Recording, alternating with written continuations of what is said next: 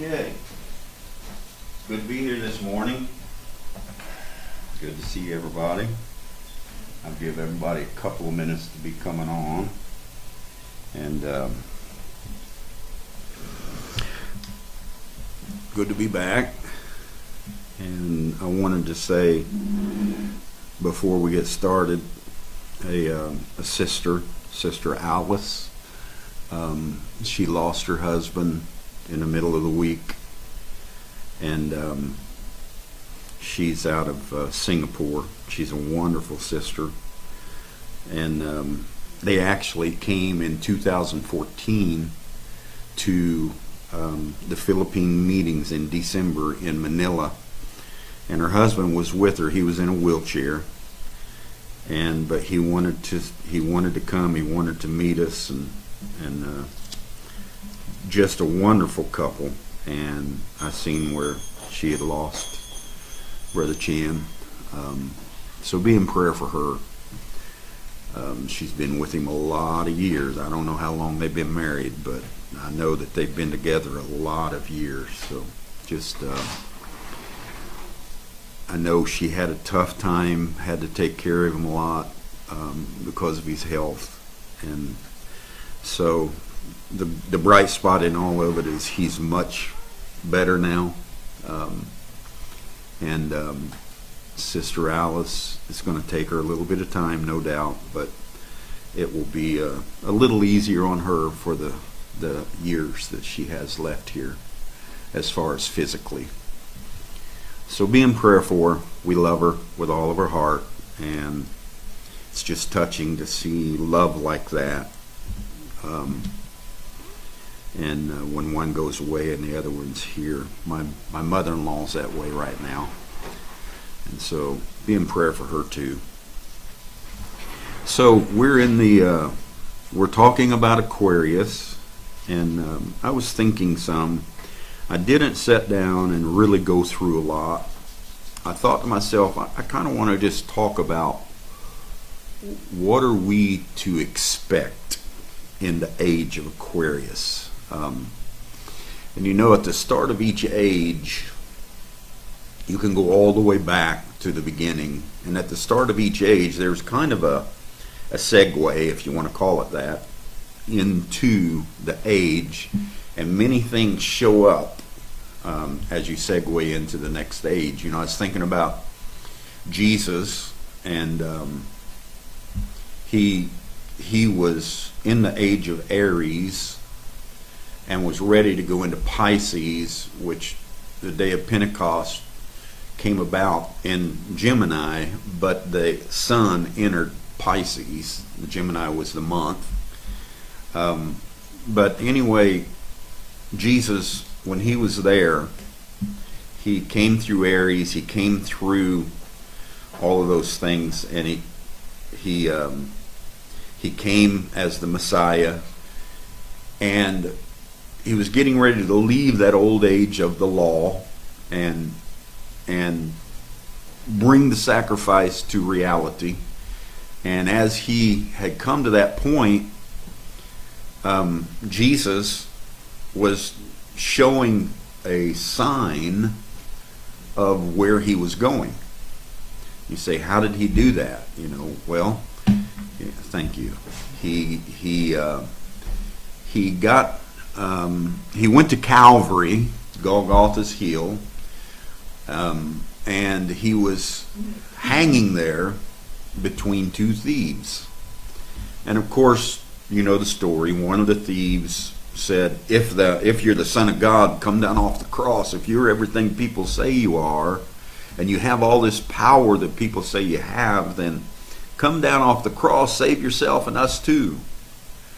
And of course, the other thief, he hung there and said, why are you railing against him? This man has done nothing. And there, you and I, we did what we did, but he's done nothing. And they kind of said, the one thief looked at Jesus and said, when you come to your kingdom, when you come to where you're going, remember me. And Jesus looked at him and said, "This day thou shalt be with me." You're going to go with me into paradise. You're going to go into a totally different stage of eternity. But to me, Jesus was showing the sign of where he was going. He took the thief and said, "You're going with me." Because that's what Jesus is going to do. Paul said he came as a thief in the night. And he come down through the church ages. There were 7 stars, so it was nighttime. And he entered the house of Pisces. He entered the church of the wilderness. And when he stepped in there, Proverbs, many things that were written about him said that, when a thief enters a house, if that thief is caught, then Proverbs says that thief shall restore 7-fold to that house. So here comes Jesus off the cross as a thief in the night. He goes through the church ages and steals all the jewels, all the glory and everything else. Like a thief, he steals it out. He showed where he was going to come back as with a thief, or in the garments of a thief. And then at the end of the ages, here stands William Branham at the end of the 7 church ages, after 2,000 years. And just like Proverbs said, if a thief gets caught in the house stealing, he's got to restore back 7-fold. What was Malachi 4? I will restore.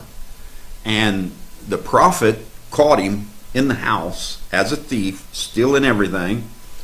And Jesus had to restore back all that was stolen, all that was lost, the lost things, the hidden things, everything that was stolen. He had to restore back 7-fold, or brought the 7 church ages up.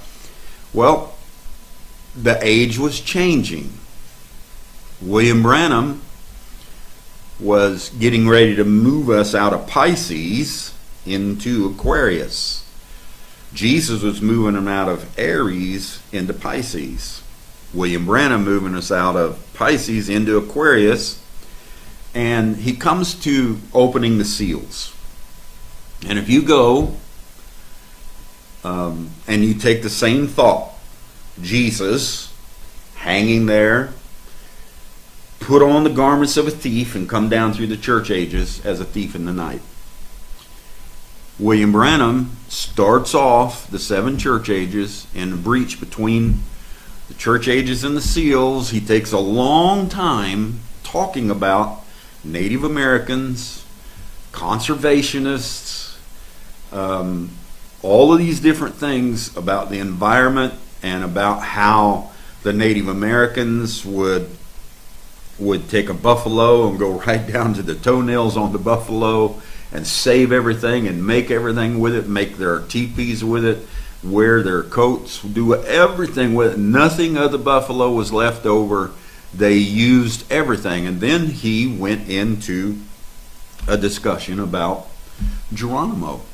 And he said Geronimo was a real gentleman.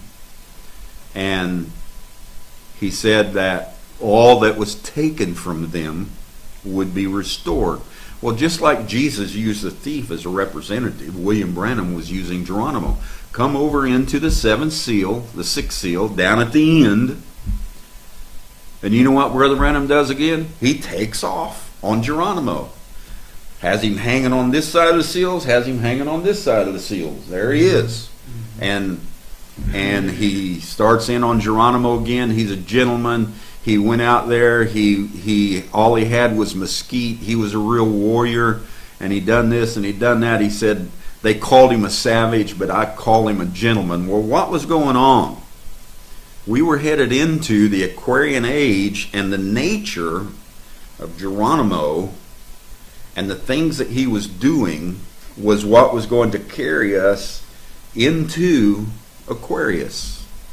And that transition carrying us into Aquarius look at it. Look at it from 1963 to 2014. And just look at that, or 2011, I think, when the sun moved in, but into Aquarius. But William Branham moved us in 63, ahead of the sun. Look at that transition in there, and what do you see? Constant war, splittings, everything else. And that was that whole nature of Geronimo.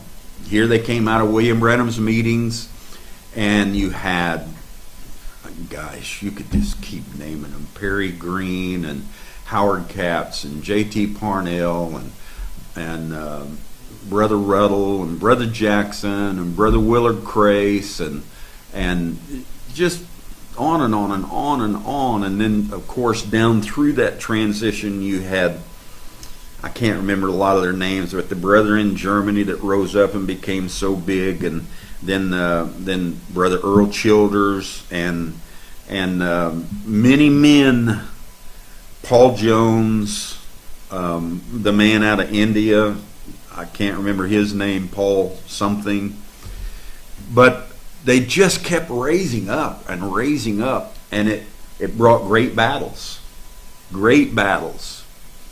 And now here we came in 2014 in that spirit of Geronimo coming through all those battles, and we won those battles, and we entered in to that conservationist, that time of peace, when everything that we're looking at, every age, we're looking at the buffalo now, the great white buffalo, and we're looking at it and we're seeing every little piece, and we're using and following and paying attention to every piece of the coat, every hair, every piece of the meat, every sinew.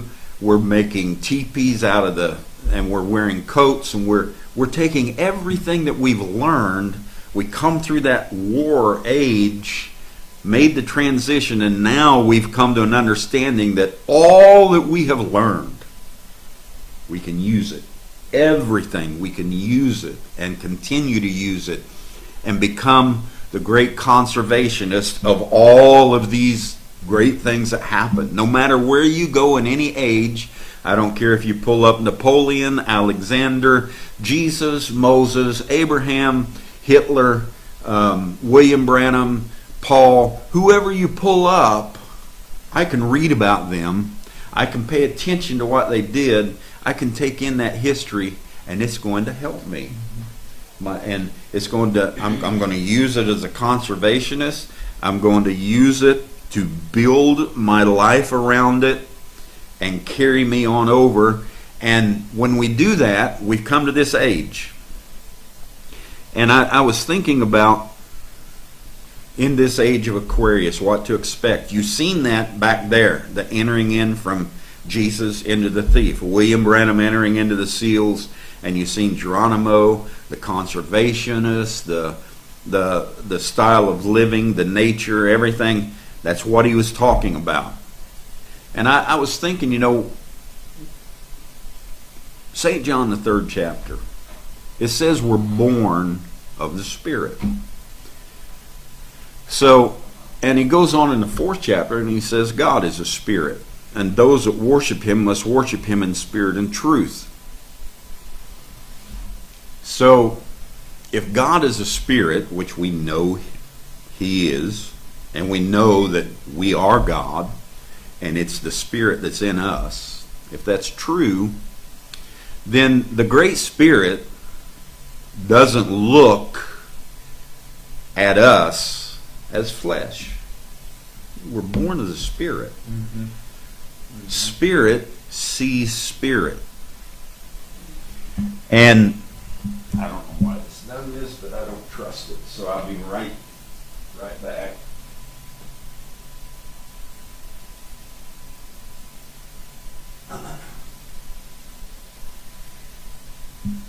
So spirit sees spirit. Spirit doesn't see flesh. And I thank the Lord for that. He sees spirit. He doesn't see flesh and all of its issues. I guess we need to look and make sure this is still running, because that thing's acting like it's not running. Please give us just a moment. It looks like it's still running on Facebook, but I'm just not sure what's going on with that. It was doing just fine earlier.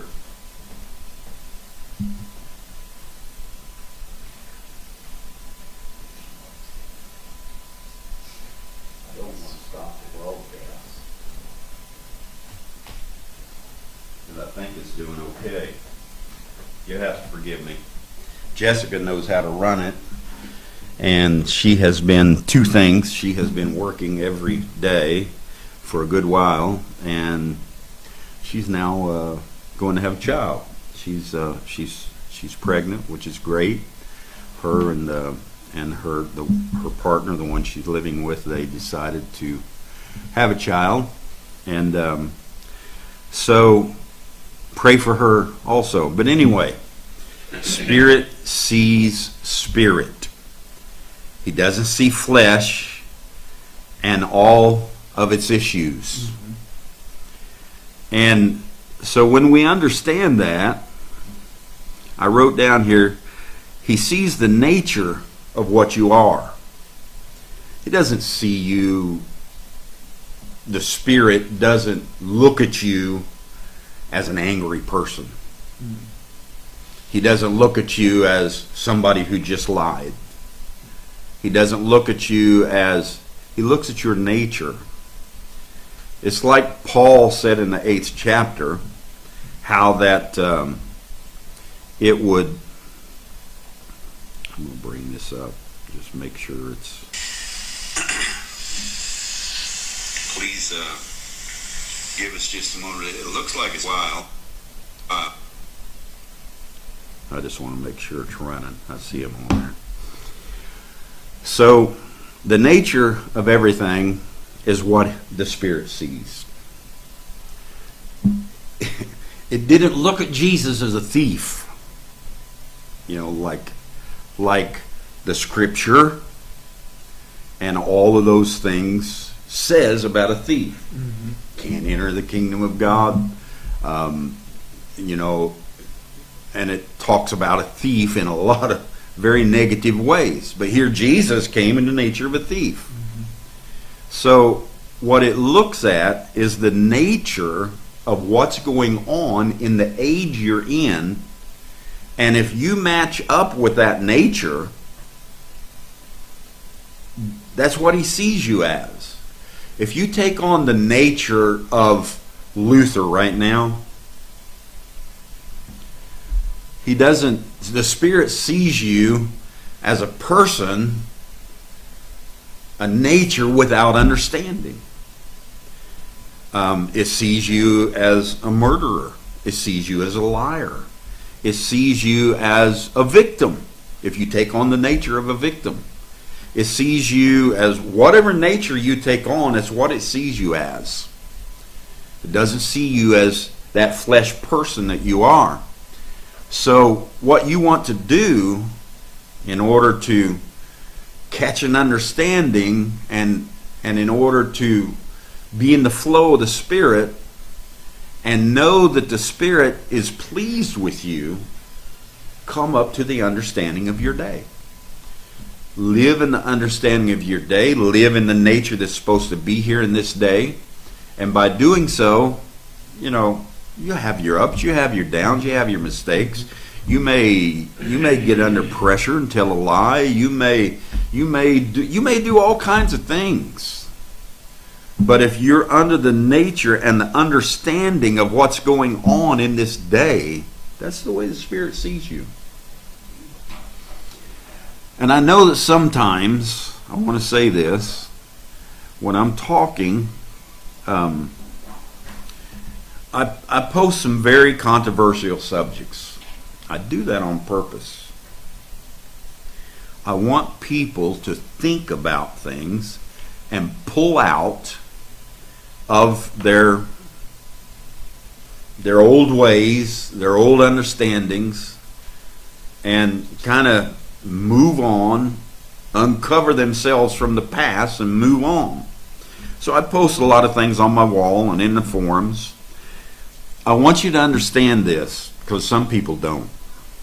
I'll just tell you that right now, and I know they don't by the things they write back to me. I want you to understand, I'm not aiming it at people. I'm aiming it at a nature that's coming forth out of an organization and out of a denomination, an organization, things that men create, and like the KKK, Ku Klux Klan, like the BLM.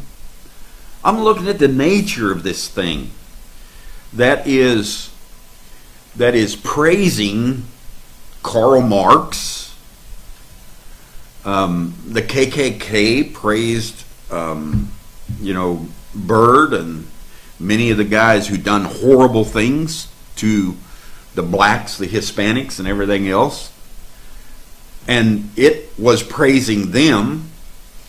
And now the Black Lives Movement is praising this whole Karl Marx movement. Have you ever read and paid attention to what Karl Marx did and who he is? And they're praising him. I want to read something to you.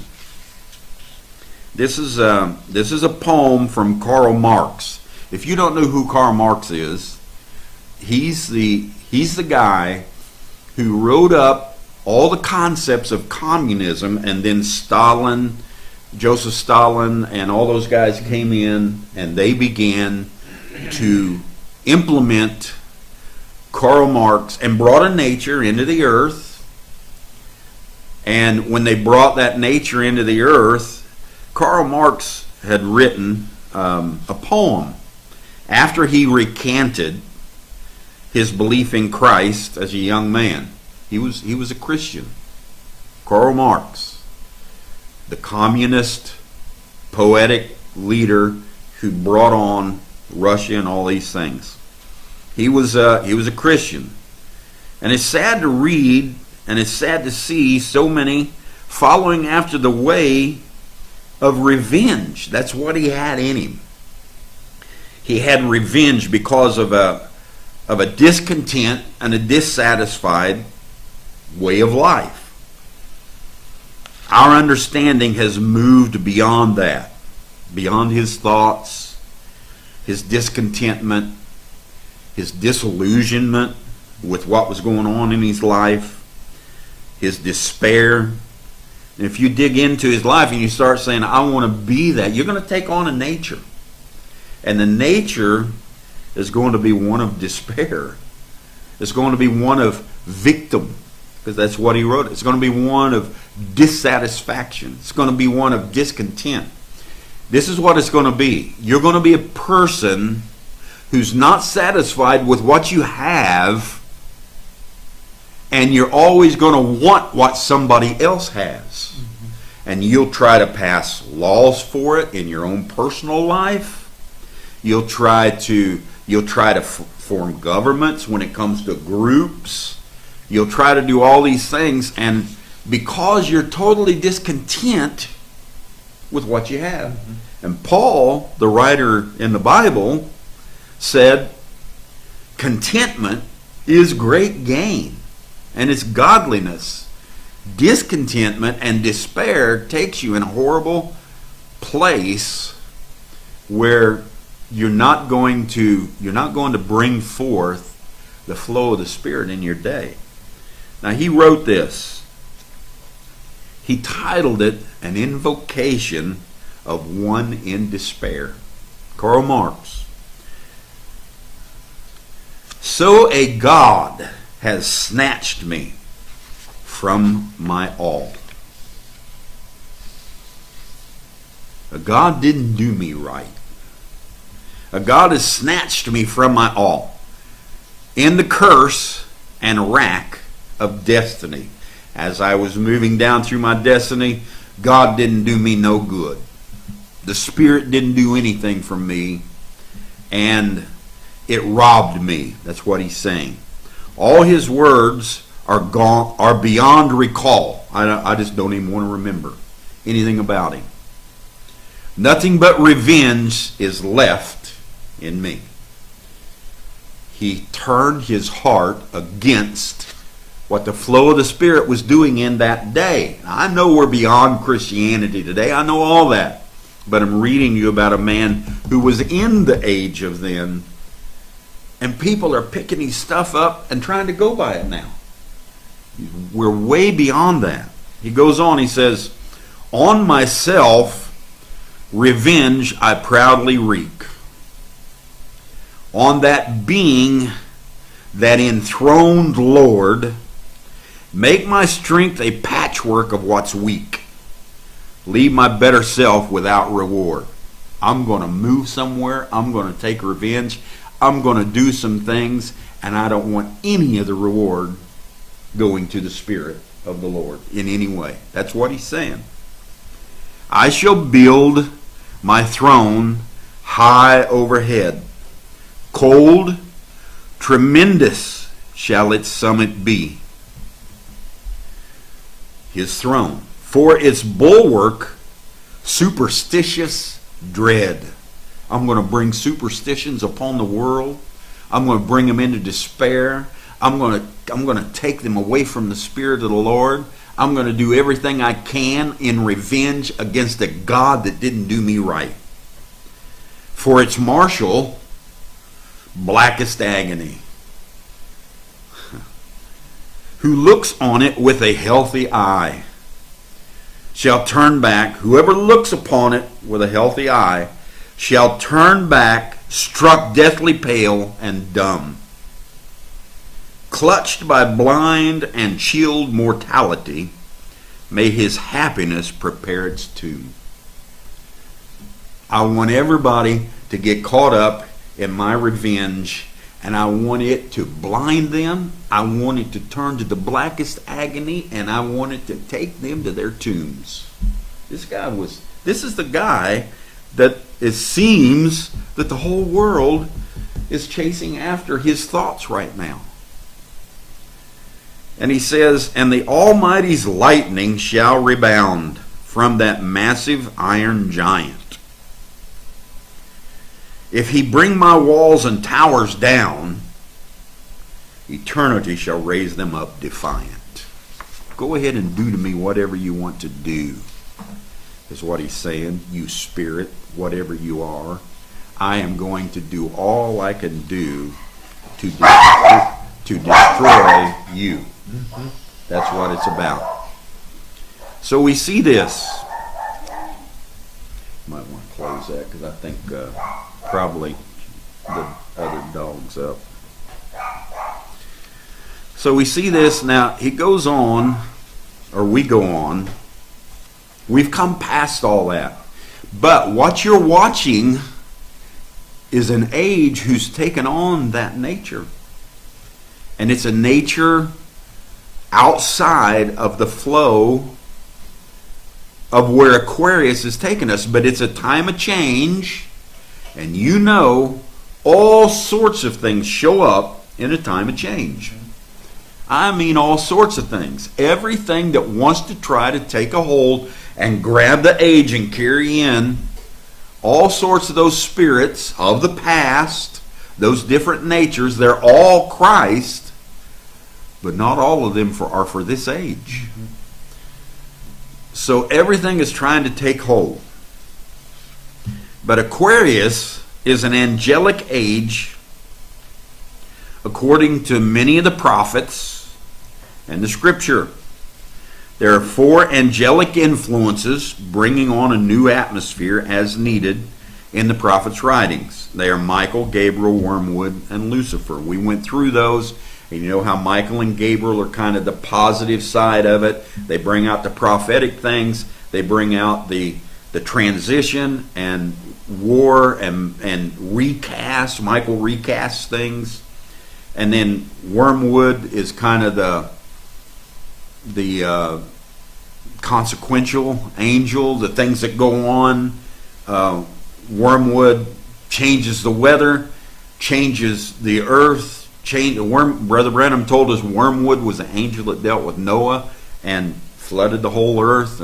And so we have all of these things going on. And then, of course, there's Lucifer. And you know what Lucifer does? He starts out, and it's a ministry. It's not a person.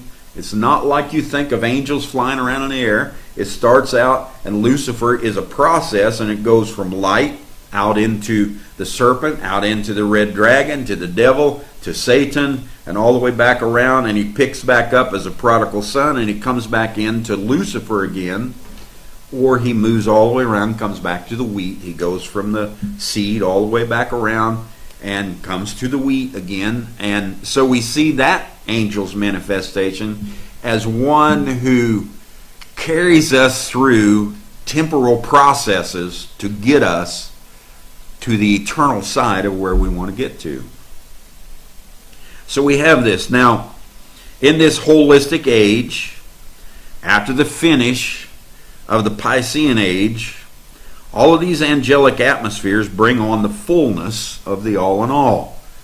They showed up in different places, down through time as microchasms, and we talked about that. But now's the fullness of the all in all, and we see all four of these angels bringing on processes, holistic ages, bringing on prophetic things that we've seen for years and now coming to pass, recasting the governments and everything else around us, and it's all happening. The natures of humanity in evolution are now us. We're the natures. We have all these natures upon us. And you make your choices. Mm-hmm. You can bring out a nature in you, because they're all attributes right inside you, and you make your choices. And if you want to go after something that has revenge, something that has, I want to try to deal more in our day. If you go after something that has reparations, if you go after something that says you owe me, I'm discontented, me and my people, whoever it might be, whether it's the whites, the Hispanics, the blacks, the Asians, and you begin to say, we have been treated with discontent and we are dissatisfied and I want what you got. You're moving into a spirit, into a nature that is going to end up in total discontent for you. So watch yourself as you bring out your attributes. You're supposed to be, you and I, we know this, you're supposed to be in the throne room, and you're supposed to be the one sending out the vibes, the vibrations out of there that are eternal, that will go through all these processes and come back around to the wheat. And you're sending out all these vibes that are full of love and compassion and all of these things. And I'm not telling you that you have to agree with everything out here, but I'm telling you, you've got an understanding of everything out here. Pay attention to what you are presenting, because you're presenting something with your life. And I don't want it to be, as I told one person, he wrote me and he said, I think you're a Republican by the things you're saying. I said, well, no. I said I'm an independent. I pay attention to all things and I take the best things in. And it just seems that right now, if you're going to talk about Republican or Democrat, the Republicans, as lousy as they are bringing forth things that are much more in alignment with our flow than the Democrats are. Yeah. And so, but I'm neither one. If you wanted to know, if you just want to say, what's the nature of a Tory? What's the nature of Dom? Probably closer to a libertarian than anything. If you look at libertarians, I'm not saying liberals, I'm saying libertarian. I'm conservative in my lifestyle. I pay attention to everything that's going on. I don't try to put rules and regulations on anybody else. I govern my life to be the best example I can be, but I don't expect you to do what I'm doing. I want you to wake up to who you are and you do what you're supposed to do. That is a libertarian lifestyle. So that's kind of where I'm at. And I said, if you told the brother, I said, if you want to know the truth of the matter, the Democratic Party supported the Confederacy. They supported slavery. They were against the civil rights. I said they were against everything that was trying to unify and bring races of people together. And they still are. The KKK, the white supremacists, they're still out there. There are some of them that are multi-billionaires, almost what you would call trillionaires. And they are funding things like the KKK, the BLM. He said, isn't the BLM black? The BLM is a farce that makes people think it's for the black race. It is not. It is full of Antifa. It is full of white discontents. And if you watch, it's just amazing to watch. And they all say, we love Karl Marx. You say, what are you bringing this out for, Brother Parnell? I'm talking about today. Choices and attributes in you. And you can join up with that very quickly. Doesn't mean you're lost, doesn't mean you're not eternal, but it just means you're falling out of the flow of things, or you're going in a different path than where the Christ of today is. Christ got into the thief and entered the church ages. Christ got into the conservationists and got into the Geronimo and moved into Aquarius. Christ moves into these things.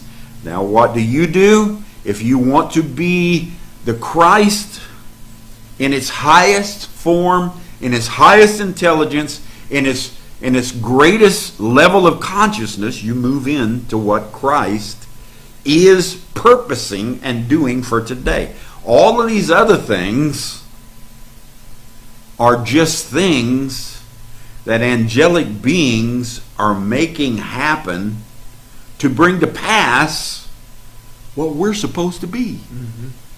We're supposed to move on and be the light for this age. If we change the collective memory of our lives to revelation, you have a collective memory. You've collected memory from your date of birth up until this day.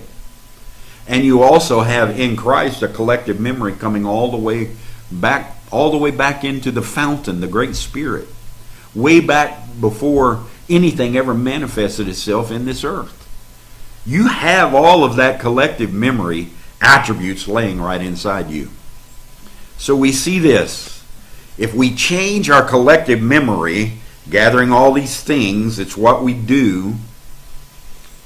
When you got up this morning, you begin to gather all the senses. You begin to gather all the smells around you. You begin to gather your senses of sight. You begin to gather up your senses of feel, taste, touch.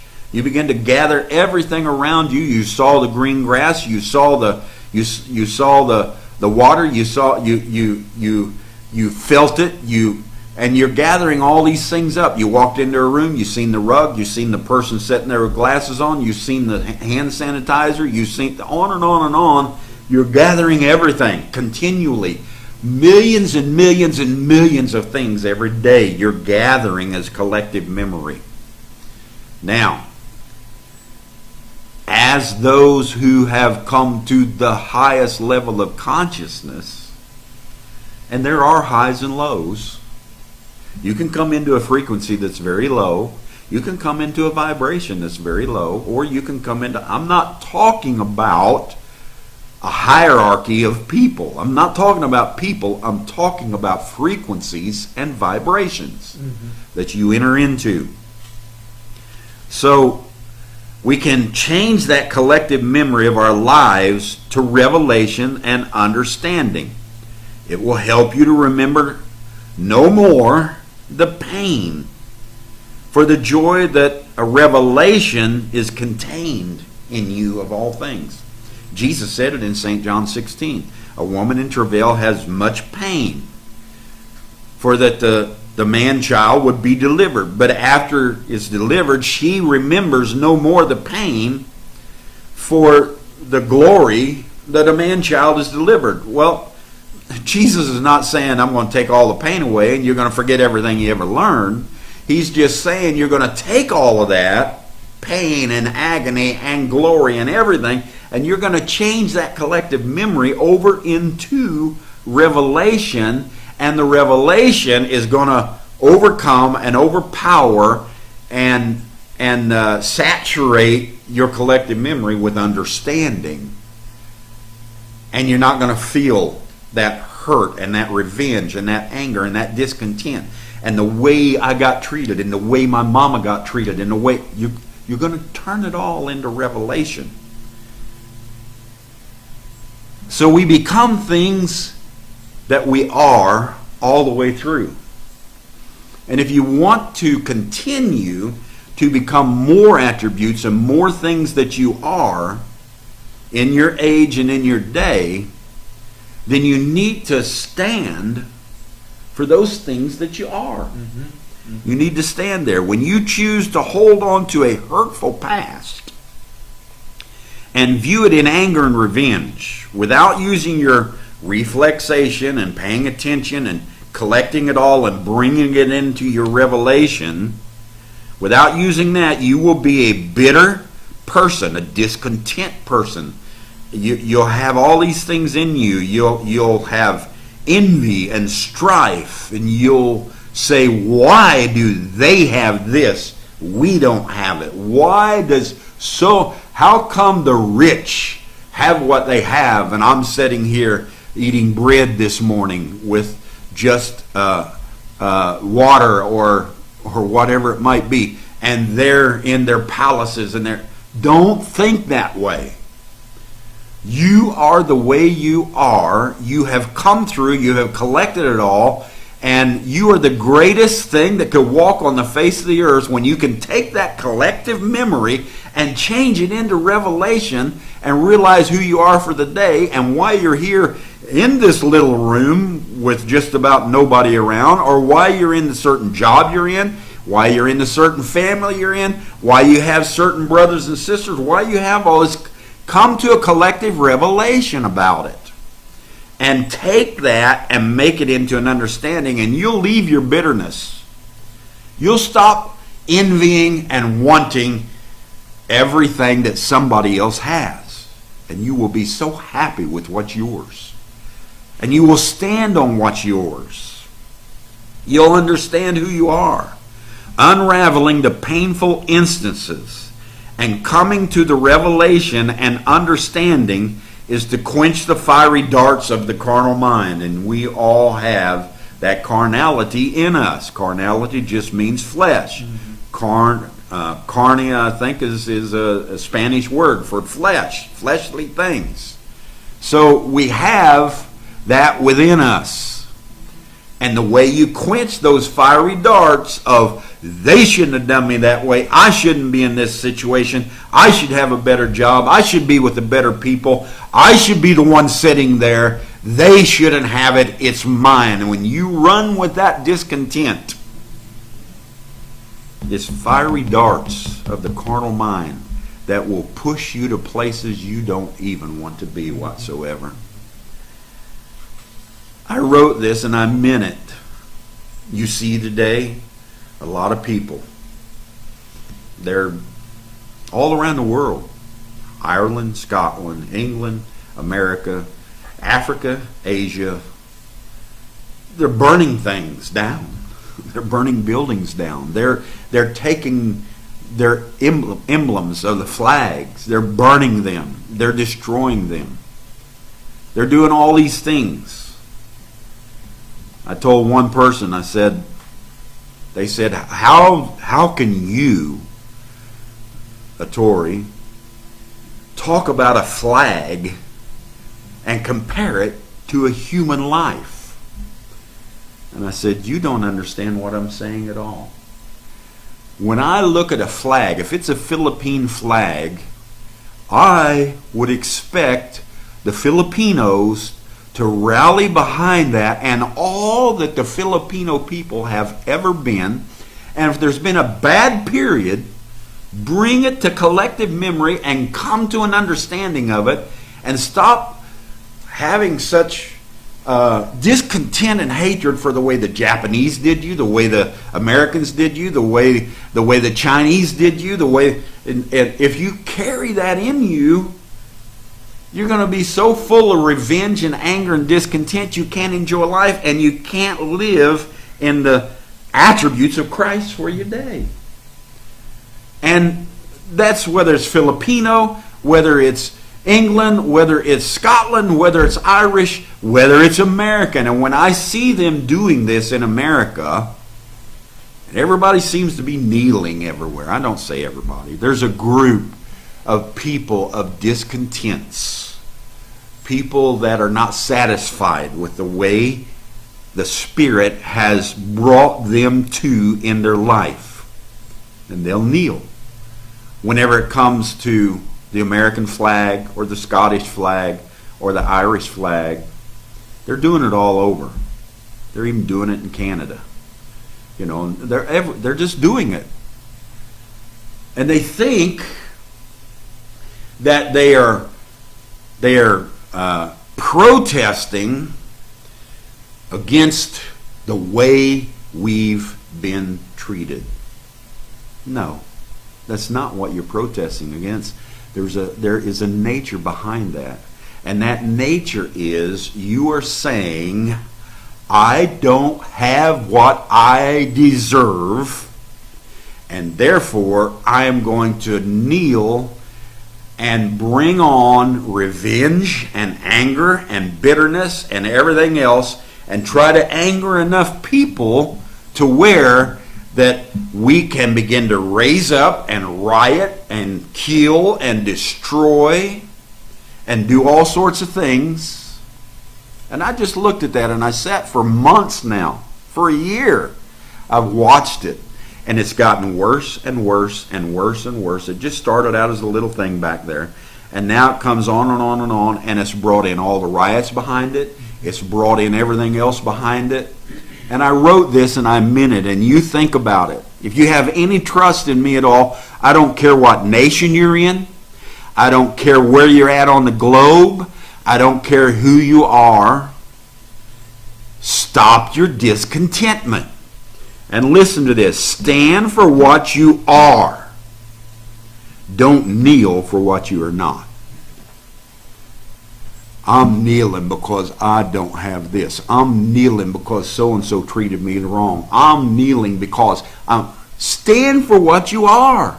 All that you are, stand for it, and stand there in your glory and say, we're going to do better. We're going to move further.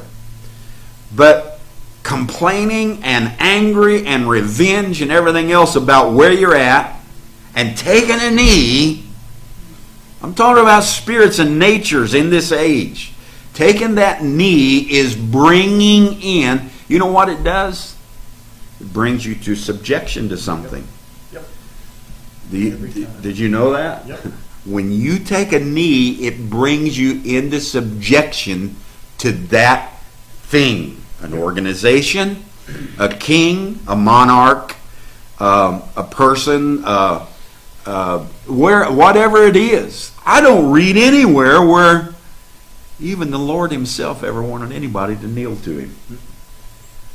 When I read Jesus, they said, how should we pray? He didn't say, get down on your knees and say, our Father which art in heaven. No. Getting on your knees is I'll just tell you this. I've never subjected myself to much of anything. and I never will. When I see something trying to get me to subject to it, I'm on my way. I'm coming out of it. Third Testament tried it. Branham Message tried it. A lot of people, ministers, tried it. And when Don Parnell seen that they were wanting you to kneel to what they think you should kneel to, I'm not subjecting myself to anything. I don't even read where Jesus Christ. I read where Paul said, when you go in before the throne, go in there and stand boldly before the throne. Don't crawl in there on your hands and knees and say, oh, Lord, I want to subject myself to you and I don't know what to do. Oh, I love this race of people and I'm just going to kneel and because I want them to have better things. I want me to have better things. You know what you're doing? You're subjecting yourself to a nature that is against coming into the Aquarian age. There's natures out there and you can put yourself behind them. And when you come into the Aquarian age, you'll end up being one of those angels that's out there doing violence and everything else, rather than being an angel in the throne room, bringing the revelation for your hour and pouring out the love that should be in you and the understanding that should be there through your collective memory. I notice these people, a lot of them know me, and they'll write me in anger because of what I'm saying right now. You just don't understand this movement over here, this movement over here. I do understand it. I understand the spirit of it, the nature of it, and how it wants you to submit and subject yourself to it. And I'm not going to do it. I've never subjected myself to a government.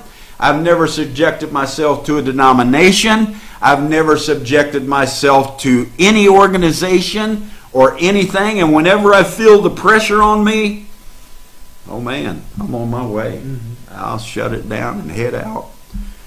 I told them in 2014, I said, Third Testament, I'd done an autopsy on them. I ministered a message, the autopsy. What happened?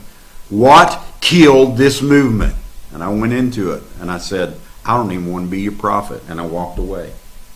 And I never went back. And we went into something else. And the Third Testament is still sitting out there. But I will not subject myself to any cult, any movement, any organization, anything that's backed by supremacists, whether they're white or black, anything that's, all these things, I won't subject myself to it because I want to subject myself to the spirit that is in me. I want to hear me talking. I don't want to hear some preacher talking. I don't want to hear some guy trying to tell me what I need to do. I don't want to hear all that. I want to hear me. Me. You know who the most important man in this world is? Me. That's right. And every one of you should be saying the same thing. You are the most important person, and you need to hear you. Yes. And don't subject yourself to anything else. When I subject myself to me, I am listening to the Spirit for this day and this understanding. Stand for what you are. Don't kneel for what you're not. So we're in an age where we're funneling in, and all the influences. Aquarius is killing out the Piscean age. It's killing out all those vertical hierarchies. It's bringing us to a level playing field. The leadership is now horizontal. There's leadership all across the earth. There's not some person or being or anything else that takes on the leadership and all of you have to go to it. There's not some Mecca in Arabia. There's not some tabernacle in Jeffersonville. There's none of those things anymore. We're out here. We've come into a new age and a new day. I was watching Greek mythology. I love history. I love social studies. I love all of those things. And I don't know if you've ever watched or read the book Clash of the Titans. They had a couple of movies out on it. But I'm watching the Aquarian movement. What are we to expect in the Aquarian age? And I'm watching the Aquarian movement as we step further into its influences in the earth. Symbolically, the Greek mythology had a god called Zeus. Zeus. He was the strongest of all the gods of the Greek mythology. His greatest manifestation of power was he had a horse, and the horse was Pegasus. And Zeus had lightning bolts, and Pegasus had, the little wings look like lightning bolts on him and so forth.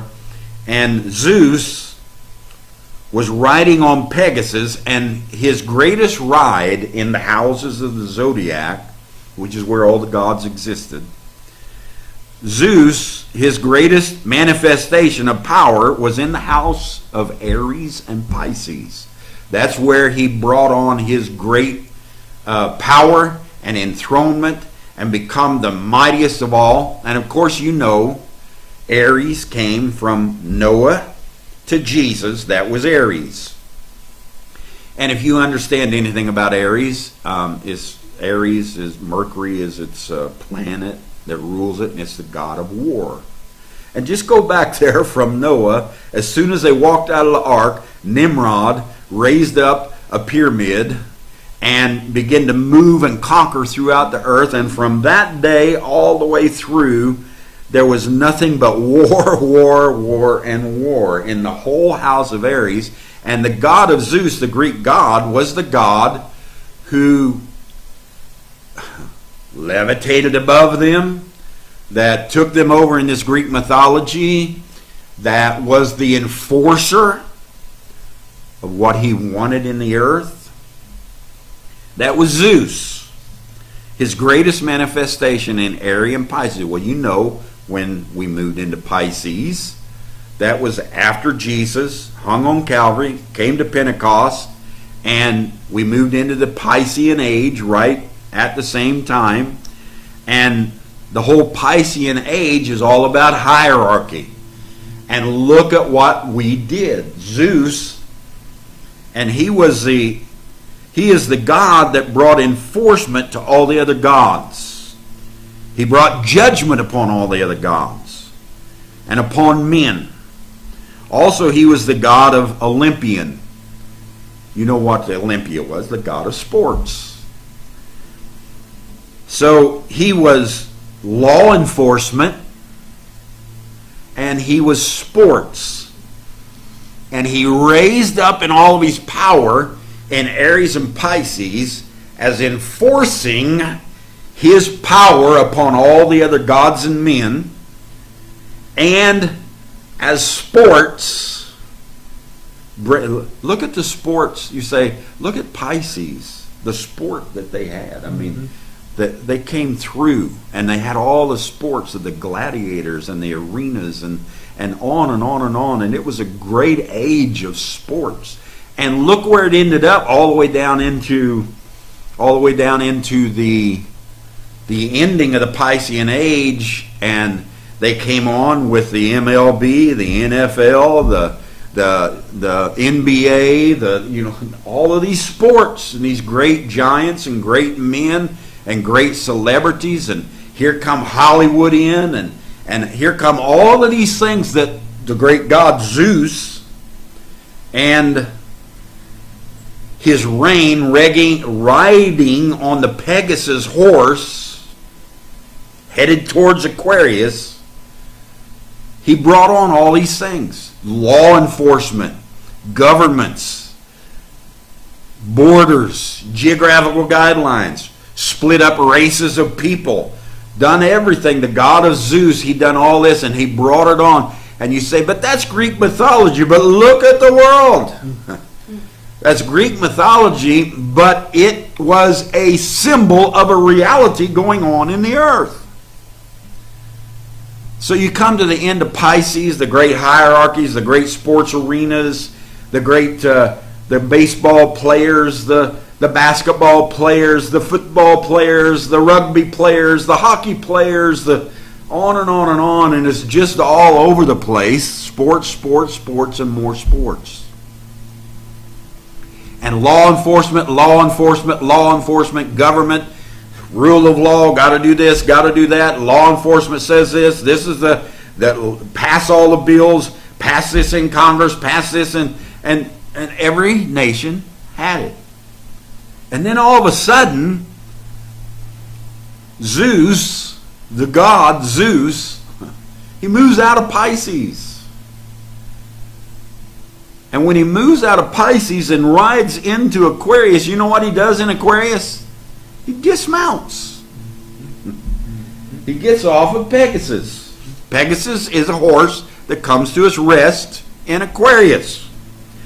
And so Zeus rides the horse of Aquarius, Pisces, and when he enters into Aquarius, he dismounts, relinquishing his powers, and Zeus takes his place among men.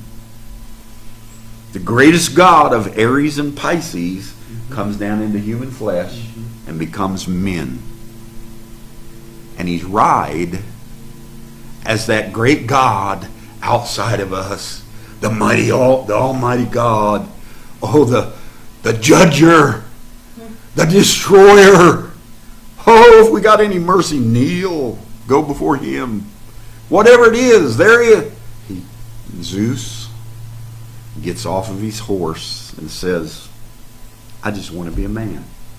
I just want to be human. And he comes into humanity.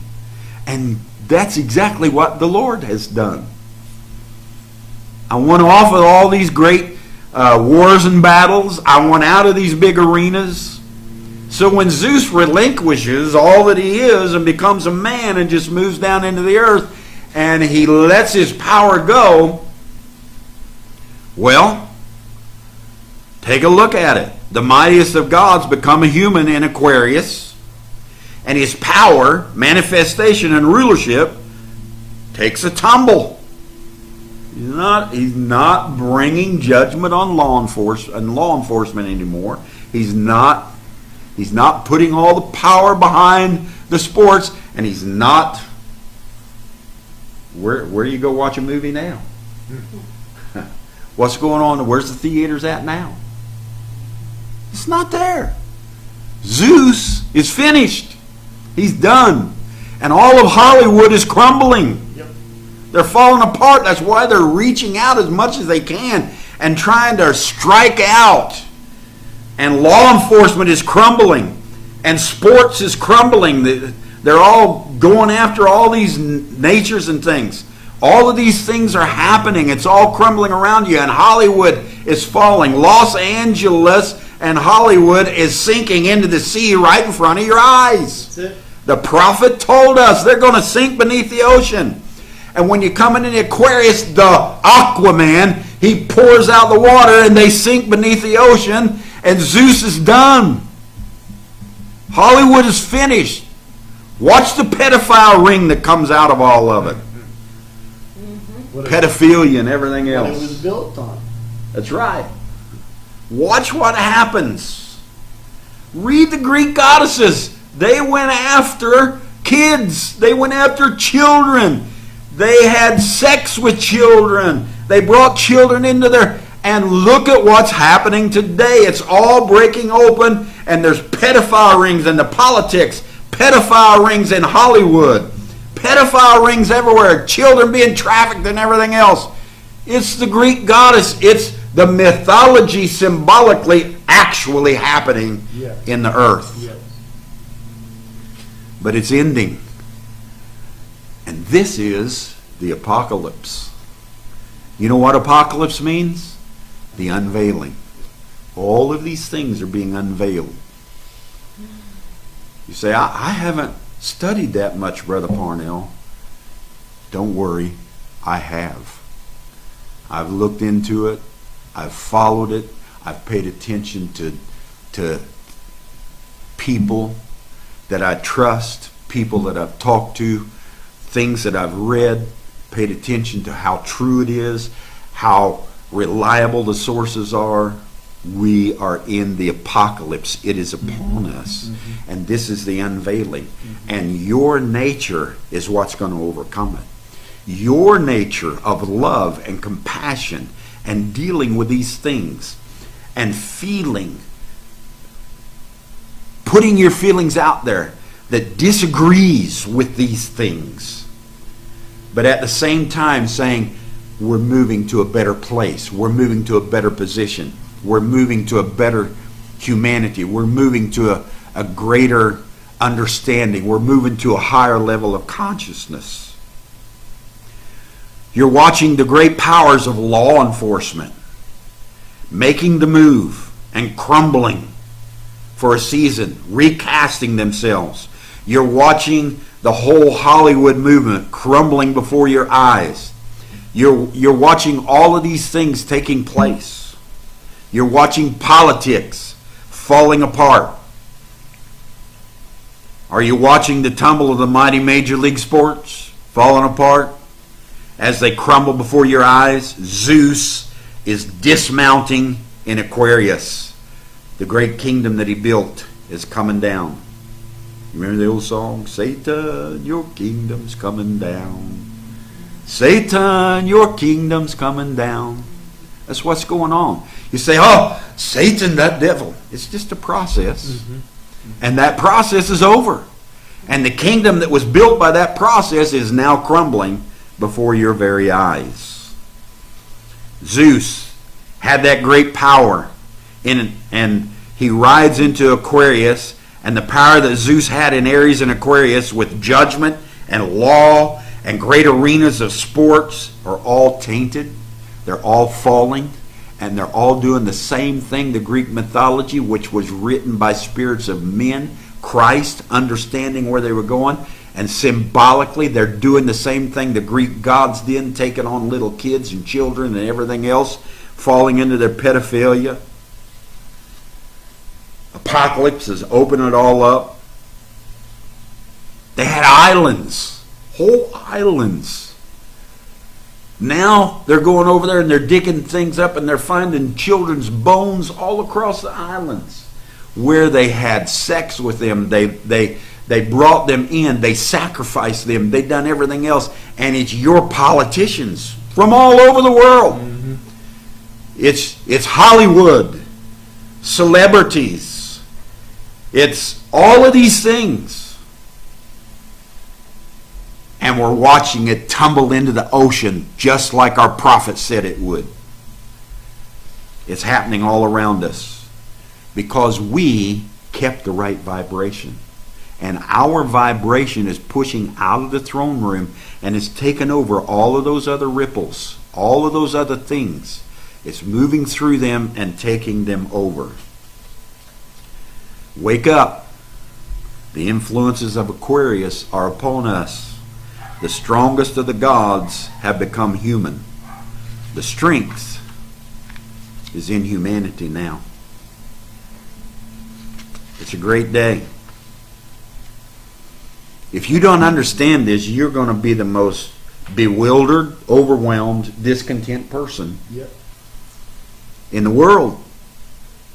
You'll feel like everything has been loosed. Nothing is under control. You'll feel so confused. But I feel so good. I see it happening.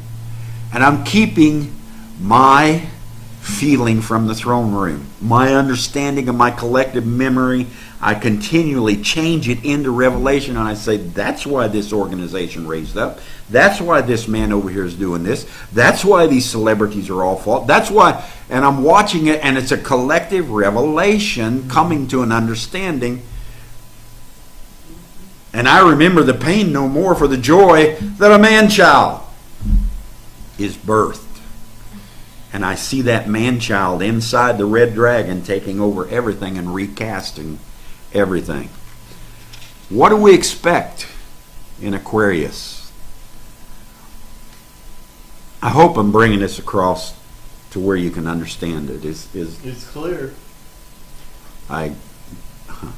If you have questions, I've said it a thousand times. Write them in.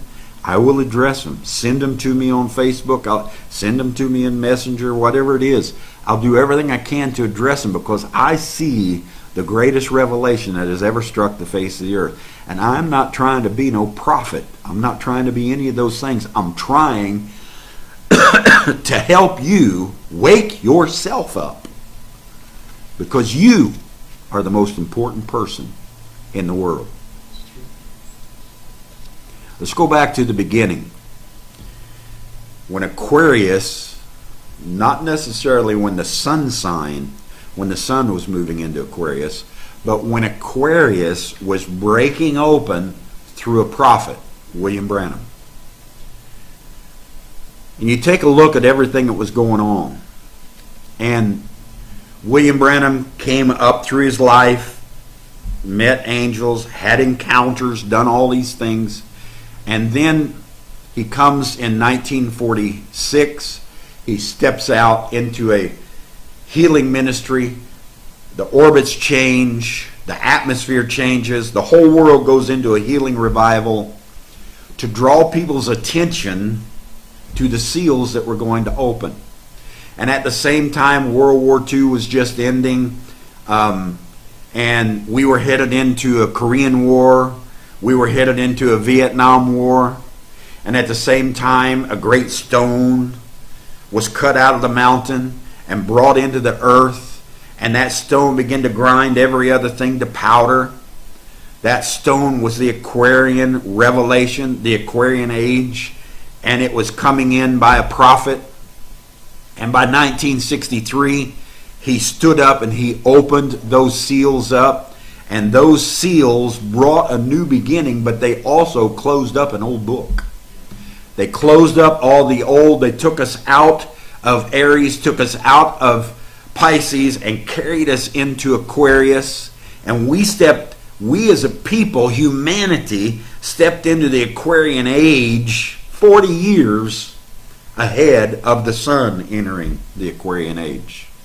Because we had a prophet that caught what was going on and began to bring it out to us. And humanity began to move. The seals opened.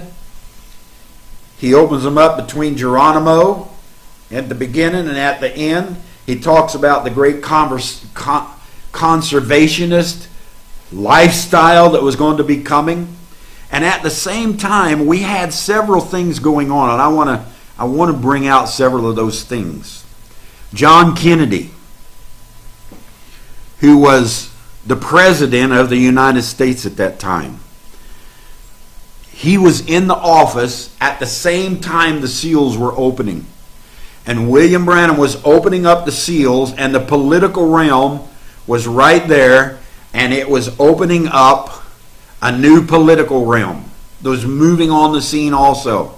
After World War II, after the healing revivals, after they stepped out of the church ages in 1956, a brand new age was moving in, and it was the Aquarian age, and a transition had begun. And John Kennedy, on November 22nd, 1963, just a few months after the seals opened by William Branham, in March of 1963, he was shot to death and assassinated in Dallas, Texas, Parkland Hospital. And John Kennedy's birth date was May the 29th. A Gemini. In the office at the time of the great changes. Who's in the office today? A Gemini. Donald Trump. A vice president, Mike Pence, a Gemini. Gemini is once again just exactly like it was in the forefront at the time of the opening of the seals. It's in the forefront again right here. Kennedy was shot and killed. An age was ending. Gemini was in the offices. Lyndon Johnson, born January the 22nd. I'm sorry, he died January the 22nd. Lyndon Johnson, 1973. He was the vice president that moved in. He died in Stonewall, Texas. His birth was August the 27th of Virgo. I don't even know how to say a lot of this, but do you see a death happening and a man-child coming into birth under Virgo? Lyndon Johnson came in a Virgo, a virgin, a new age for politics, and the old age died, and here comes a virgin. He steps in, Virgo steps on the scene, brings in a new Civil Rights Act, brings in all of these brand new things, and what begins to happen? A red dragon raises up. Lyndon Johnson puts us in a war. When the virgin is there bringing forth a birth, they go into war with Vietnam, and Vietnam is an emblem of the red dragon. The virgin is standing there bringing forth a brand new age of politics, and the red dragon is right there ready to devour the child. Mm-hmm. Right there. It's all right there. Look at it and you'll see what to expect in Aquarius. Right now. So when they were entering into Virgo, into a virgin, battling a red dragon, and Pope John Paul, his birth date was March the 13th. He was a Pisces. And he died. Pisces was ending. The leader of the religious realms had died. Pisces was dying. They were coming into a brand new age, Aquarius. William Branham was opening the seals. And here comes Lyndon Johnson, the Virgo, to bring it all in. Bring it into a new birth. Bring it into a new day. Bring it into a virgin reality. Pope John Paul, the Pisces, leaves the scene. And it's happening all around us. And here comes Lyndon Johnson. He runs for another term and wins it. And then he knows he cannot win the next one. Right. He could have ran, but he sees Robert Kennedy raising up. And Robert Kennedy raises up, and what happens on June the 5th, 1968, at Ambassador Hotel in Los Angeles, Robert Kennedy gets shot and killed. And Robert Kennedy's birthday was November 20, Scorpio. You know what Scorpio is? It's the water sign like Pisces. He couldn't raise to the throne. It's not a Pisces age. It's not a water sign. He couldn't raise to the throne. He couldn't step in. He couldn't do what everybody wanted him to do. Right. We were moving into another age. And the atmosphere that's going on, angels are moving about, bringing things to pass to carry us into the Aquarius age. And they got rid of John Kennedy and Robert Kennedy. Say, were those angels that did that, Brother Parnell? Sure. We're moving into the Aquarian age. We were moving into an angelic age. And what happens? Martin Luther King, who was dealing with John Kennedy. And Kennedy wasn't going to give him anything. John Kennedy said no to everything that Martin Luther King wanted. Kennedy was a Democrat. Martin Luther King wanted civil rights. He wanted these things to come in. He wanted laws passed. He wanted everything else. Martin Luther King was raising up, and he was the political side, and he was bringing these things in. And Martin Luther King on April the 4th, 1968, in Memphis, Tennessee, gets shot and killed. He was born on January 15. January 15. He was a Capricorn. It wasn't the age for Capricorn to come in. Right. It was for the age of Aquarius to come in. Mm-hmm. And the person who remained through all of this killing and assassinations and everything else was William Branham, bringing in the Aquarian age and opening those seals. He was protected until he done his job. And all the rest of them were dying and being assassinated and moving out, and Pisces moving out, and Virgos coming in, and Capricorn tried to, like I said, at the beginning of an age, when the influences are moved, everything tries to take a hold.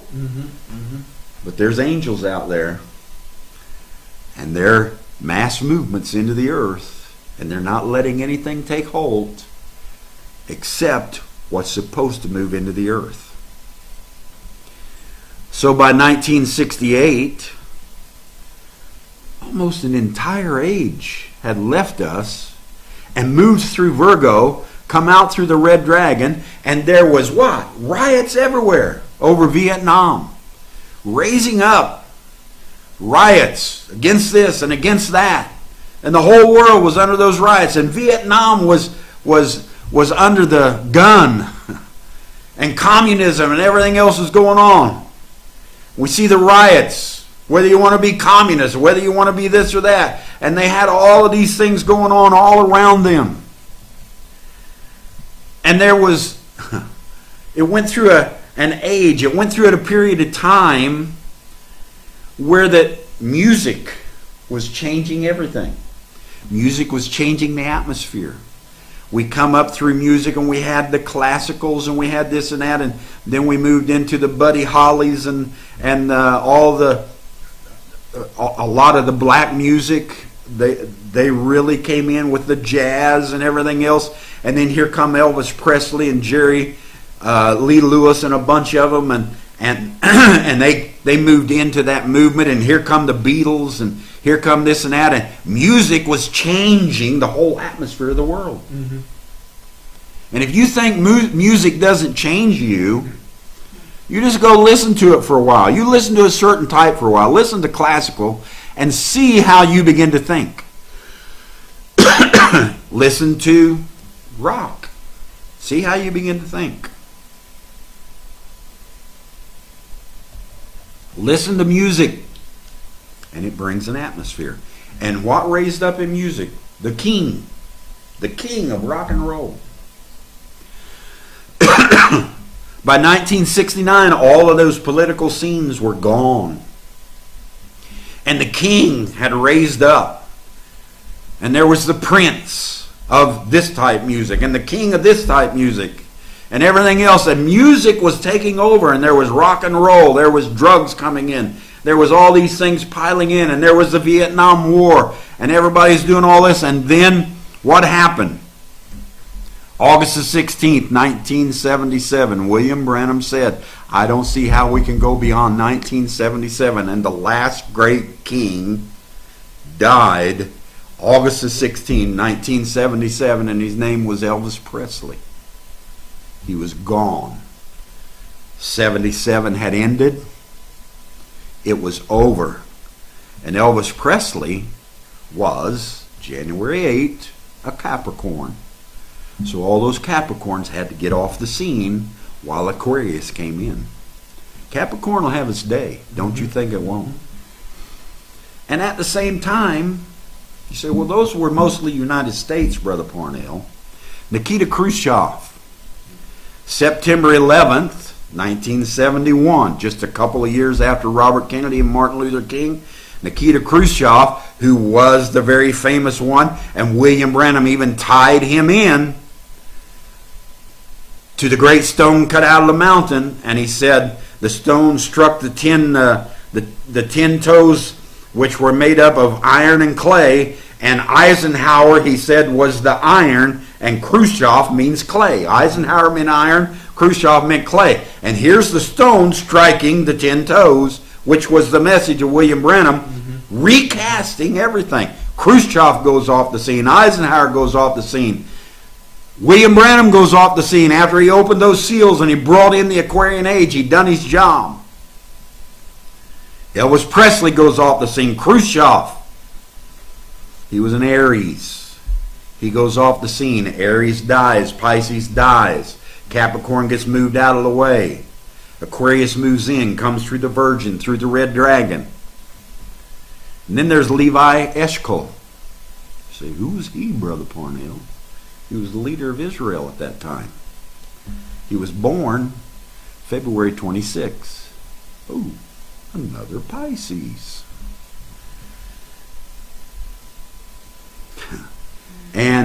He died in 1969. So Israel was making a great change. Everything was happening. It was moving off a whole scene, a whole house of the zodiac was being moved out of humanity. And William Branham dies, the one who opened those seals, brought in Aquarius, and that power coming forth from the throne room leveled out and took everything that was trying to come in and just took it off the scene. Just removed it off the scene.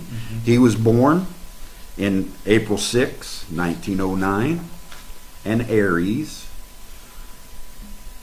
a god of war, and he was a great warrior. And he come out like Michael the Archangel, and he warred, and he took everything off the scene that was going to try to destroy the man-child being born in Aquarius. There's so much more in here I could go through, but I know it's getting late. You say, Brother Parnell, you don't talk about the Bible sometimes. Where does the Bible come in on this? He closed the Bible up in 63. Yep, he did. It's done. If you read the Bible now, you better read it with the understanding of this day and be able to look at its patterns and microchasms and everything else and say, oh, I see a little piece there and I see a little... But I'm not going by the Bible. If that scares you, you need to find somebody else to listen to on Sunday morning and Friday nights. Because I'm not going by the Bible. I'm going by the collective revelation of all things and understanding, and I'm watching our day and our age, and don't think that I'm not paying attention to every person in prominence that's born, every person that's doing these things, every person that dies, the age is moving out, the atmospheres that are moving in. I'm paying attention to all of it. I'm seeing Elijah and Ahab and Jezebel. Go back and read those things. That's what's going on right now. I'm seeing Elisha and Jehu and Hizon. I see it happening all around us. We'll get into some. I'm seeing Elisha and Gehazi and Captain Naaman. I'm seeing people that want something that they don't have. You remember what Gehazi did? Captain Naaman had all of that great riches. And Elisha was the prophet, and Gehazi was his servant. And Gehazi, after Captain Naaman is healed in the River Jordan, 7 dips, after the 7 church ages, Captain Naaman comes to a healing, and he's got great powers and everything about him, and Gehazi gets a discontented feeling and says to himself, I'm going to go out there and I'm going to get what Captain Naaman has. We healed him and we deserve some of his riches and some of his glory. And he went out there, did what he did, and Elisha, when he come back, he said, I know what you did. I see the spirit that you have. I see the nature you're bringing forth. And Gehazi, you'll die with what Naaman had. And leprosy come upon him. I see a lot of people in a lot of these things we understand that's taking on a spirit of Gehazi and saying we're important. We've got the healing power. We've got the understanding. We see more than anybody else. And these things that they have, we should have. I'm not going there. I'm not going there at all. I have everything I need. Every attribute is inside me. The love of Christ is inside me. My love for humanity is inside me. And I don't care, like Brother Branham said, I don't care if I got to drink branch water and eat soda crackers. I am not going after anything, and I am going to be happy and content in the position I'm in. In the things that I'm doing. And whether you are a mother washing those clothes every day, taking care of those children, or whether you're a mother that has no husband at home and you're out there doing everything, whatever you're doing it all to bring you into a greater revelation and a greater understanding, and pay attention to the feelings and change that discontent to revelation and understanding of what's going on in your day and age. Elisha, Gehazi, Captain Naaman, where are you at? Are you inside the throne room sending out vibrations and frequencies like Elisha was? Are you outside the throne room needing to feel those vibrations and frequencies to pull you in and catch an understanding, Captain Naaman? Or are you the Gehazi that looks at it all and says, I didn't get what I deserve. I'm just content. I think I'm just going to kneel for the things that I don't have, for the things that I am not. And when he did, leprosy came upon him. Don't go there. It's a serious issue. Joshua. What went on in the book of Joshua? I'm rushing through these things because I want you to see a little bit of the pattern in the Bible. What went on in Joshua? The inheritance came. They came out of Egypt 40 years. They walked through the wilderness 40 years. Then they entered into Canaan land, and Joshua ruled them for 40 years. And they were given all the inheritance of Canaan land. And then what happened? They got in there. They got all the inheritance. And judges began to raise up. After all the inheritance of moving into the opening of those seals, and Aquarius comes on and everything's moved out of the way, here comes all the judges on the scene, and they raise up and they say, but you got to believe the two-soul doctrine or else you're going to hell. But you got to walk like this or you're going to hell. You got to live a holy life or you ain't born again. You got to have the Holy Spirit. If you don't have the Holy Spirit touching you, if you haven't spoken in tongues, if you have on and on and on, and they just judges go on and on and on. And the 13th judge, the final judge, rose up, which was Samson. And you want to know what Brother Branham preached? At least 6 or 7 times, closing to the end of his ministry, he took the life of Samson and he preached on once more, Lord. And he showed how Samson brought all the kingdom down upon him because he had an ego and he didn't listen. And he became discontent, and he became all those things, and he wanted women outside of where he should be. He wanted riches outside of where he should be. He wanted all these things, and he brought the whole thing down on him and crumbled it and tumbled it. Samson was a type in humanity of Zeus, the strongest in the world. And we enter Aquarius, and Samson takes a tumble. 13 judges. Joshua the inheritance. Judges raise up all over the world. Go through 40, 50 years. And then what happens? Here comes Ruth. Just go back there, read. Follow your Bible. Follow your books. There's Joshua, there's Judges, and then there is Ruth. Mm-hmm. And Ruth enters into the house of Boaz and completes the redemption plan. There's no more redemption plan. We're not trying to redeem anybody. It's finished. It's over. And Ruth steps into the house of redemption, takes on the cloak of Boaz, lays down in the threshing floor with him, takes his cloak over her, and the twain become one, and they raise up, and Ruth and Boaz bring on the perfect redemption plan, and they go out and they tie in and they bring forth the children that go right down through time and bring forth the Messiah in Israel.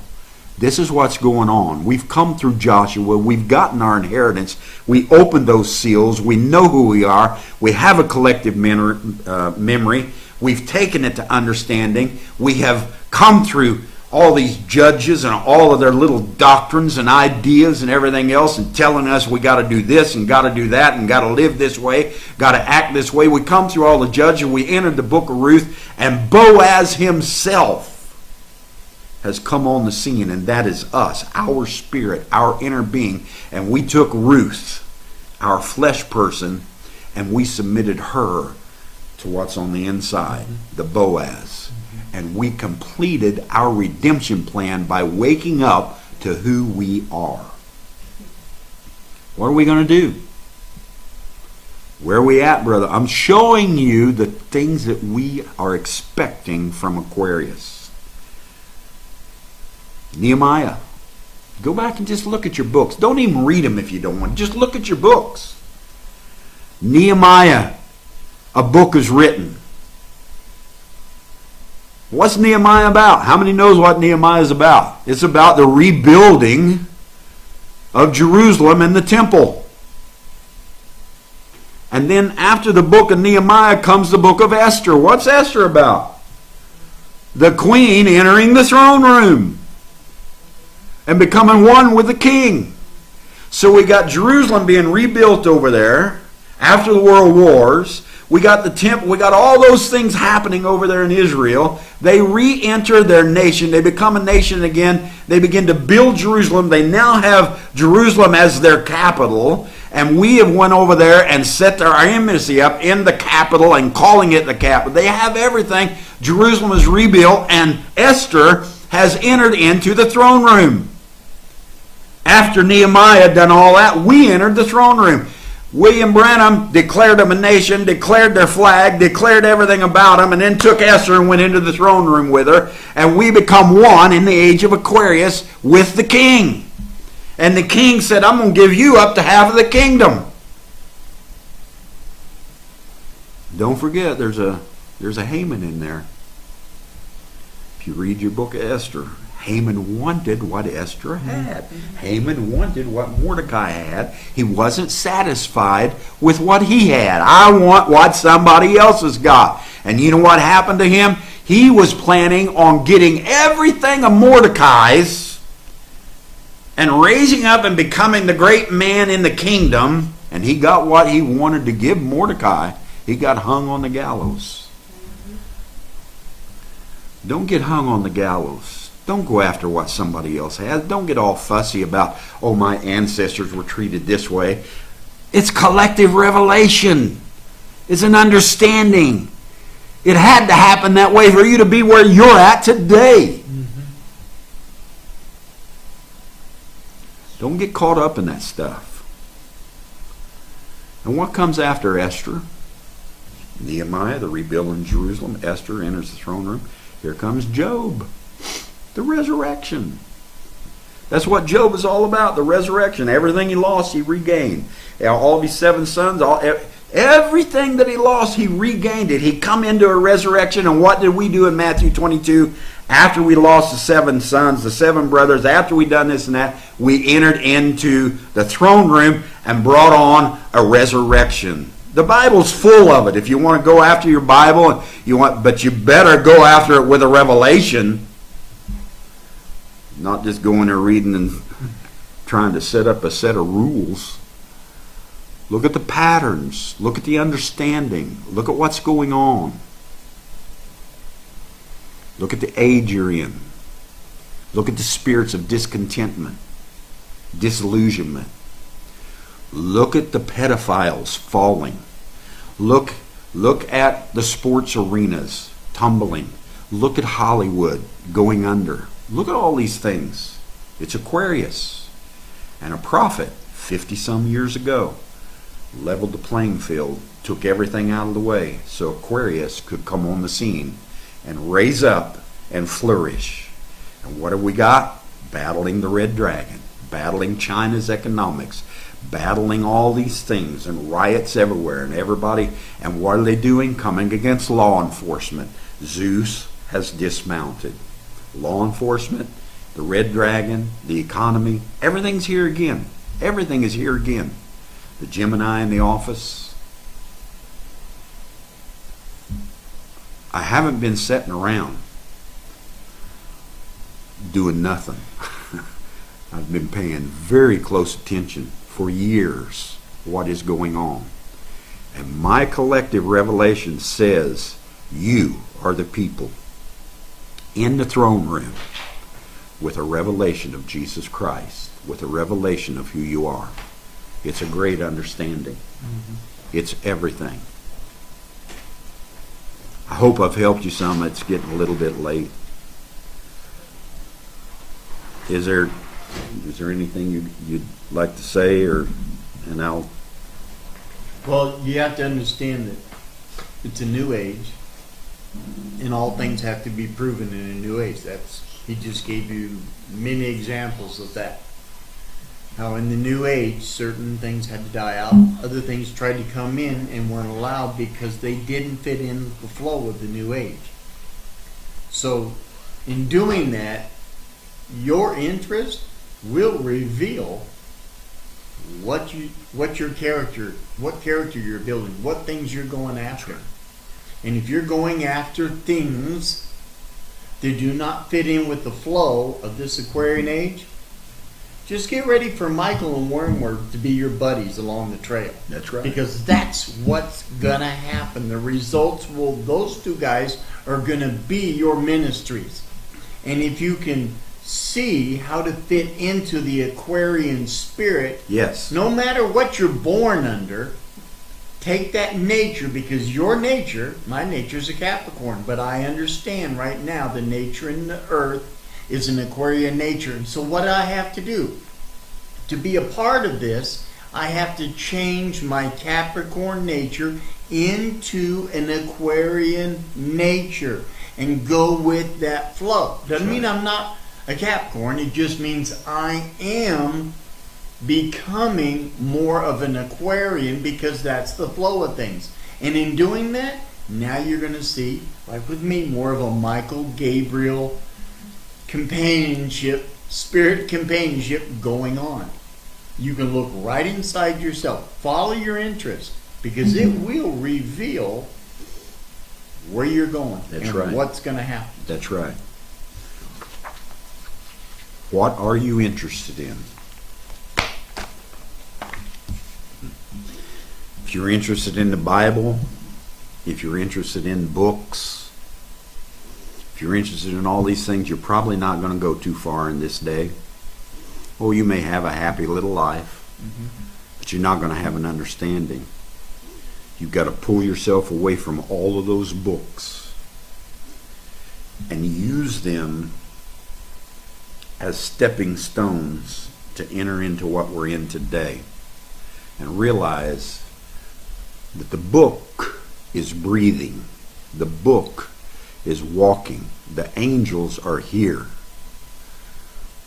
I remember one time somebody asked me, said, Brother Parnell, you're saying that the angels are like the stars in heaven. And I said, you're right. As the stars are in heaven, so are the stars in earth. No, that's not true. Yes, it is. Abraham, look up to the heavens and look up there, because as the stars of heaven are, so shall thy seed be in earth. We're here now. The angelic age has come. We're in the earth. We're doing what we're supposed to do. Don't get caught up in discontent, disillusionment, and end up being one of those sacrifices out here for the true age to come in. Because you can. And there are sacrifices. And there needs to be sacrifices. Don't think that these people who are going after those things are such horrible people. Don't think that way. They just are people who have chosen to be a part of the sacrifice, to bring in this age, this understanding, and bring us all to a higher consciousness. They're angels. They're glorious. They're here to bring attention to it. That's right. To sharpen our focus Yes. on what is happening and how we need to change it and progress Yes. forward. The same way that millions and millions of angels piled into the earth with polio, leukemia, cancer, lame, halt, wheelchairs. They come pouring into the earth because in 1946 there was going to be a prophet raised on the scene, and there was going to be hundreds of men behind him that had healing ministries and just healed and healed and healed to pull attention into what was going on. That's the same now. Look at these millions upon millions that are coming in here angry and rioting and tearing things up and burning this and doing that. They're pulling attention to a change of an age. Just like those people sacrifice their bodies, those angels sacrifice their bodies. These people are sacrificing their bodies. And they will use styles like the Marxists. They're being proved that they don't fit into this age, and they'll have to go through that proving. The communists, the social, every one of them, and the ones that go with the flow, it'll be proven, and they'll progress.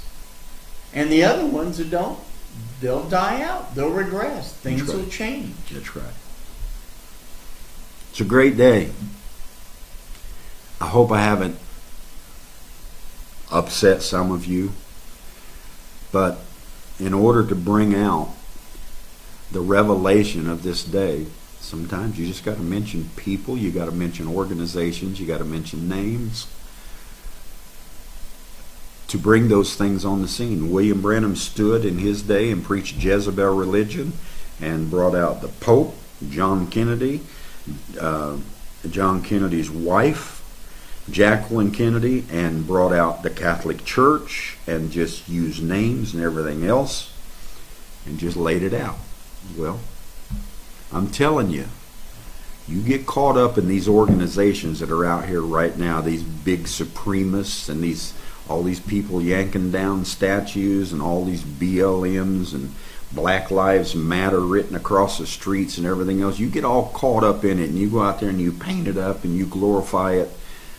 You're going to end up right in the middle of a horrible situation, the same way KKK did back during the days after the Civil War, all the way up until about 1960, when the civil rights came in 64. Boy, they ruled, but they fell, and they fell hard.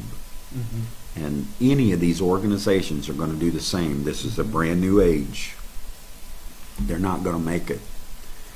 Please, I'm begging you, I'm telling you, I'm asking you, I'm showing you, don't get caught up in it. That's why I speak and put many of the things that I put out. I ain't putting it out because I'm mad. I ain't putting it out because I'm against blacks or I'm against whites or I'm against supremacists. I'm against the nature and the spirit behind it that's pulling people in. I'm telling you, there's a better way. It's all Christ, but you don't have to go that way. You don't have to. There's a better way. And if the things that you hear through these broadcasts upset you, you're not upset with him or me or anyone else. You're upset with yourself. You have lost connection with yourself in the flow of these things, and it's you that are upsetting yourself. It's your contrast to these truths that are upsetting you, and you need to turn inward and deal with that. Because until you do, you're going to keep exploding outward until it just destroys you. Every time that wagon goes by, you'll jump wagons. They did this wrong. They did that wrong. They shouldn't have done. You'll jump wagons in a minute. Yep. If you're not grounded in the revelation, you'll jump wagons. And you'll take off down a road, and you might get 10 miles down the road before you realize you don't want to be on that wagon. Okay, we better close it up. Love you. Thank you for everything. We appreciate being here with you. For those of you that come on, a lot of things happening here in the United States right now that has to do with everything from the riots to COVID to everything else. I don't know exactly what I'm going to have to do to make sure, because some states are actually passing laws that you can't do this. You can't have house services and house worship. You can't do any of it. If that happens, don't worry.